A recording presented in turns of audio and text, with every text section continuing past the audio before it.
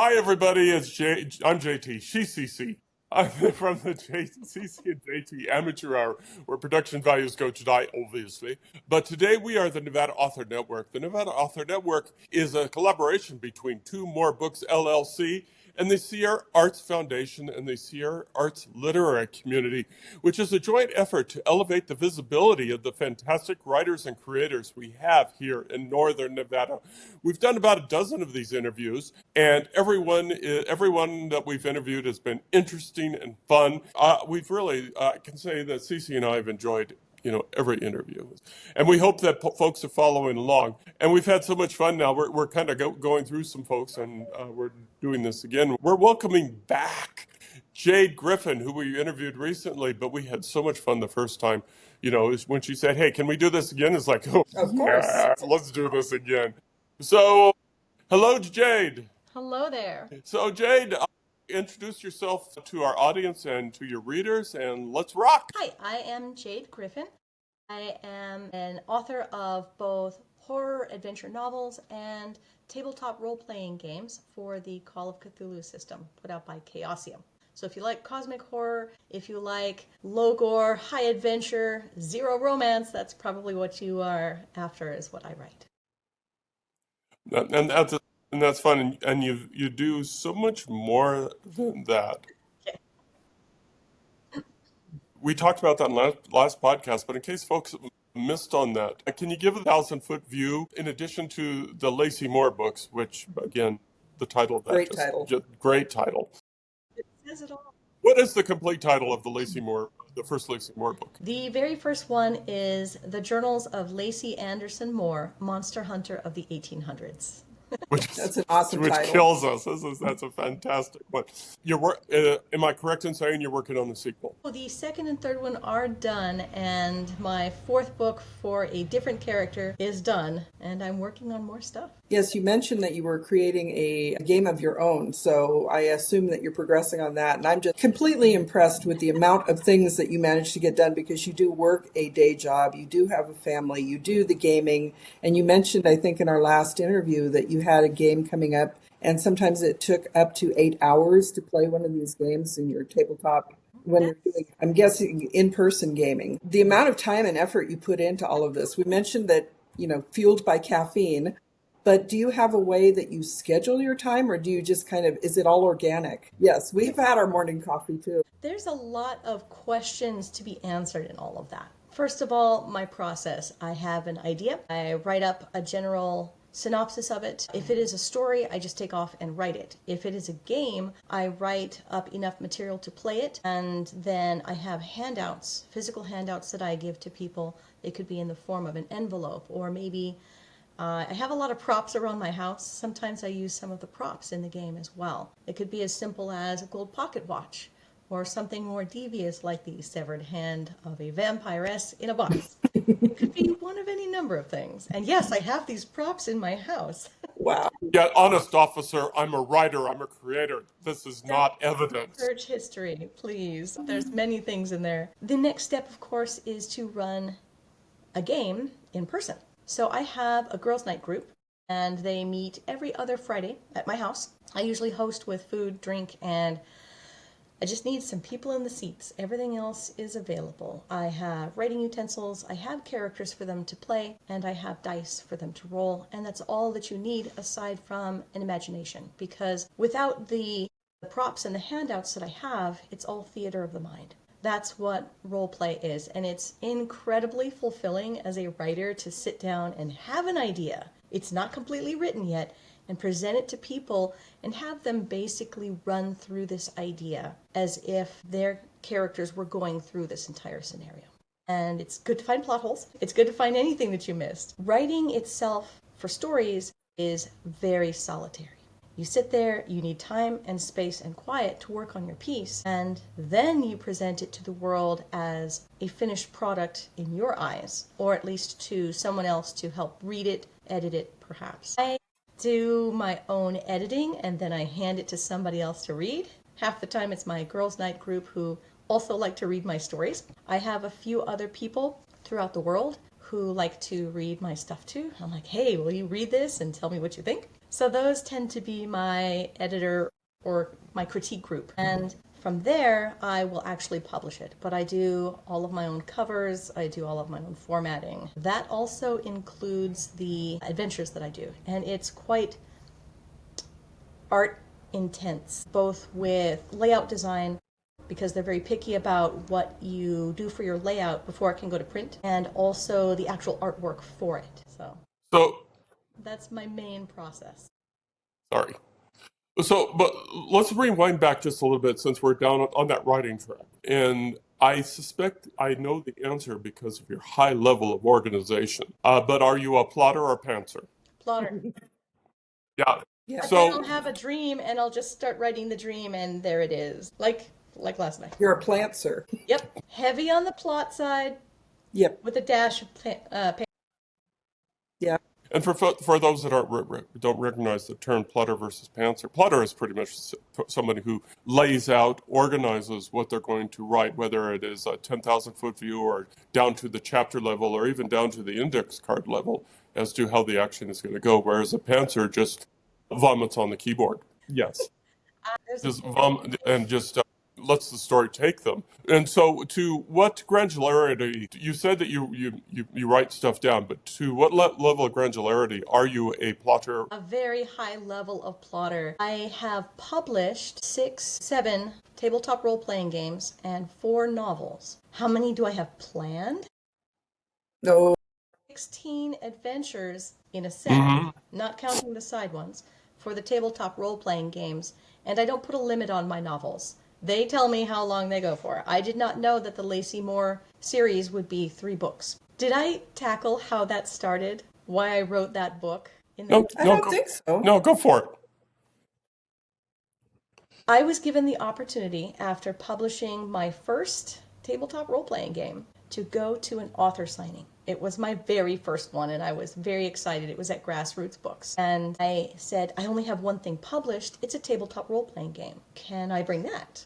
And I think it was hosted by Gavin Black because he was the one that responded and said, yeah, sure, I'm a gamer. Go for it. Yay! Super excited. Read the rules of who I published through. I can't get a hard copy of this game until I sell 251 copies. What do? I mentioned that I have a lot of handouts. I had a journal that I was handwriting as a handout to give to a player who was playing the character named Ruth Ann Moore, the granddaughter of Lacey Moore. And at the end of that first game, she is handed her grandmother's journal, finds out her grandmother's a monster hunter. It's supposed to get her inspired to continue on and leave her hometown and do some monster hunting of her own. I had that. It was almost completely written, and it was almost a complete story. So I'm like, how fast can I write this and publish this? It was a fast learning curve how to publish on Amazon Kindle, but I did have it for, I was given about 6 months between, hey, we're looking for authors for this book signing, to I had a book in hand to go to that book signing. So Wow. from there, that was part pantser there, because I had to pull some creative strings up here to get it all to work together. And it still came out pretty good. It's a 1,000-word book, so it's a novelette, small. The next one after that, I was writing when my dad went into hospice. So I would go and I would take that one to him in its like handwritten form, and I would read him the parts because he liked the book. The only thing he ever said about the first one was, "Where's the rest of it?" So I would bring that and read that to him. Sadly, he did pass away before getting through that book or the sequel, but it's dedicated to him, and he did enjoy the parts that I did read. And I don't know how many other writers do this. I remember I was invited to go to New York for a writers' conference, not as me myself as a writer, but I was part of SCBWI. I was the illustrator coordinator for Nevada. And it's like being in a union, so they'll like pay for your trip to go out there. And when I was on the plane, I was working on the second book, and I was laughing because my characters were so humorous to me. I thought they were very funny in their dialogue. And I'm sure it looks very weird seeing somebody laughing their butt off when they're just writing, like physically writing something on a plane in a journal. So That's it's part wild. of my author journey. So just for everybody's knowledge, STI is the Society of Children's Book Writers and Illustrators, if I'm not mistaken. Correct. Yes. Okay, excellent. Okay, so let what we usually do on our other podcast, the CCJT Amateur, when we interview writers, is we ask them a series of questions as a means for the writer, such as Jade, to connect with the viewers of this. And we're going to do it in this podcast only because, Jade is so much fun. But but Thank you. but also the previous podcast that we did with you was so comprehensive, and I'm going to link to it in this one so people can check out both of them. But let's run through these questions. And the first one is, what was your I am an honest to goodness writer moment? I actually have three. The first one I mentioned was being invited to a book signing. The second was when I actually held my book in my hands. And I keep doing this. I don't actually have it sitting in front of me. That is my bad. I should have had my product sitting here. The third one is when people came up to me at this year's RageCon. It's Reno Area Gaming Expo Convention. So it's a gaming convention, predominantly tabletop games. That would be board games, card games, and tabletop role-playing games. And they were asking if there was extra space in my games because they heard that my stuff was awesome. And they wanted to sit down and play my games. They were full, but I still managed to make space for one extra game and had 7 players instead of 6 players. Normally 6 is the maximum for one of my games. And it was a lot of fun and very rewarding to be seen. That sounds amazing because we've talked about how writing can be such a solitary activity. So getting that validation feels wonderful. So who would you say is your writing role model and why? I have a few favorites. Anne McCaffrey was a very big influence, but she did the Dragon Riders of Pern series. But I also am a fan of Robert J. Sawyer. He did the Quintaglio series. It's pretty much intelligent dinosaur people. I'd highly recommend that one. He's on Facebook too, I found out. I think he's Canadian. He's still writing and still doing con circuits. H. Beam Piper did the Little Fuzzy series, amongst other sci-fi things. Sadly, he was a person who did not enjoy himself or his writer's journey. He actually killed himself, but his work beautiful. And it makes me very sad when I learn that people off themselves. Please don't do that. You are loved. A modern author, Sue Cowing. She did one of my favorite middle grade books, and I don't have very many. I don't have a lot of time to read. If I mention you in affecting my work, it sounds a little self-centered, but that's big. If you have written something that I will tell other people, you've got to read this book. She wrote one book, and I contacted her because she's in SCBWI, the Society of Children's Book Writers and Illustrators. I looked for her, found her, and asked her, "Are you going to write any more?" And she says, "No." I'm like, "Okay, what are you going to do?" She wrote a book called You Will Call Me Drog. D like David, R like Roger, O like Oscar, G like Gorilla. It's a middle grade book in which this boy finds a puppet, like a hand puppet, in the dump, puts it on, and can't get it off. And it starts talking to him. And it's very rude. And it talks so that everyone can hear. And you can imagine how much trouble this boy gets into. So yeah. It's not written in a silly way. It's not like Dogman or Diary of a Wimpy Kid. This is a boy who's seriously going through some issues, and now he's got this talking puppet stuck on his hand, and no one believes him. So those are some of my inspirations. I saw the cover, I read the back, and I'm like, oh, I really hope this is what I think it is. Looking for one of those hidden gems that is truly inspiring. You Will Call Me Drog is one of those. Excellent, excellent. So, what do you love about writing? The big smile on my face, it's always about writing. Always. I'm reminded of a scene, a character, an upcoming book. It's all joy and excitement. Everything from the bad guys to the terrible scenes. I've written a few scenes that have made me cry, that have made me cringe, going, is this too much? But for the most part, anything that reminds me of my writing, it prompts so much joy. So based on that answer, it sounds like you love pretty much everything about writing. Is there anything you dread about the process? Marketing, probably. Oh, yeah. It's such a drag. I just want to write. Everybody says that. But I'm also too cheap to pay anybody to do it because it doesn't really affect it as much as a writer would hope to. Everybody wants their stuff to be out there and seen by everyone. Not necessarily to make a lot of money, definitely to retire on. That would always be the goal. To be able to focus on your craft and not have to deal with marketing. I'm fine learning layout and all of the other stuff, but marketing adds a different layer entirely. And it's very time consuming. Just look at how much time anybody spends simply doom scrolling or scrolling through videos. And then you multiply that by 10 with purpose. You have to focus on looking for your market. Where are your people at? Spend time either creating or devising words or making little ad graphics to promote your stuff. And when should you be doing this? When are you going to be releasing? When is the next con? When is your next appearance?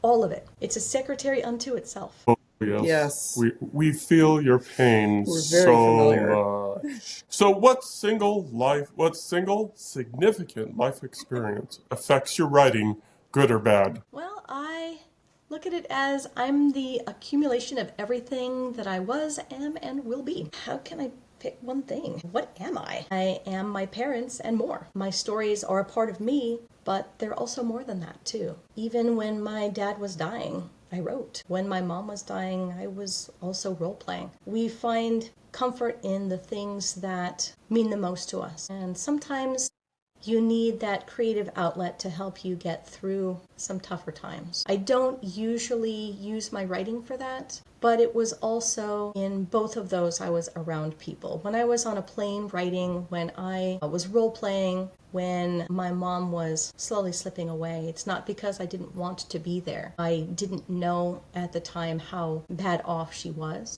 but I knew that she was in a steady decline. So that was a tough time. But having friends around, having both role play and writing, it's not just a distraction or an alternate life. It's a way of expression that doesn't drag you down with pain is probably a good way to do it. An analysis of that. It's a way to look at life without having to feel the full brunt of it. It's like riding a roller coaster. You're probably not going to die, but you still get the thrill out of it. By the way, I hate roller coasters. I will never get on. But I understand. I understand the concept. So you mentioned your mother and your father, and we know that your daughter is also creative. But would you recommend the writing life to a loved one, and why? Absolutely not. If it isn't in you, don't. You need the creativity paired with the joy and excitement and thrill. It's a life unto its own. It's not a hobby to me. For others, sure, go for it. If you want it to be a hobby, if you want it to be there to express yourself. I'm not a fan of poetry because of this viewpoint. I'm not a fan of, I don't consider myself a gamer. I consider myself a writer. Even though I do a lot of gaming, I do a lot of tabletop role play. And the difference to me between a tabletop role play and board games and card games, this is fleeting. The deck that you have in your hand goes away. The game that you're playing is ephemeral. It's not going to be any lasting thing. But every single iteration of character that I see people play, of ones that I've created, that sticks with me. It's like seeing every possible dimension and iteration of your character, and they stay with me. That's not something that goes away. So it's a really interesting viewpoint. I've said that at least 3 times, I think, during this interview. I don't want to seem narcissistic or weird in my creativity, even though I'm sure I am. But that's how I view writing for me. That's how it is for me. For other people, it might be as simple as, oh, I just need to get these words out and I'm done with it and then I'm going to put it in a drawer and maybe I'll publish it. No, for me, this is going to see the light of day. I will make sure of it. It is worth that. I feel the worth not just in my words, but in myself. And so writing might have a different purpose for me. It is more than half of me. It's more than half of what I am and what I do. I can't say it's everything. My children are also a big part in my lives. But they will go on and have their own life, and I will still have my stories. They're always going to be there. It's that surety of constance. It's the lack of change that's very appealing. And total respect for you taking ownership for your creativity and energy. I don't view that as narcissism. I view that as part of the toolbox, part of your tools that you need to do to not only do the gaming and the writing, but to express those, express those interviews like these. And when you go out to your cons and so on and so forth. So you're absolutely fine. But let's have the what I think is the fun question is, what is something fun and unexpected from your past that we won't find in your bio? I think that I will mention my wonderful parents.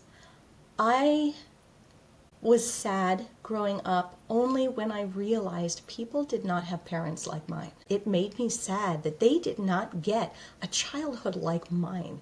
And looking back and hearing my friends talk about their parents, it still makes me sad. I love dinosaurs a lot. As I mentioned, I don't like thrill rides. I can get motion sick on a merry-go-round. I like them, they're pretty, I just can't do that. So you're probably getting motion sick right now in your chair. No, I think it's because my eyes latch onto any movement whatsoever.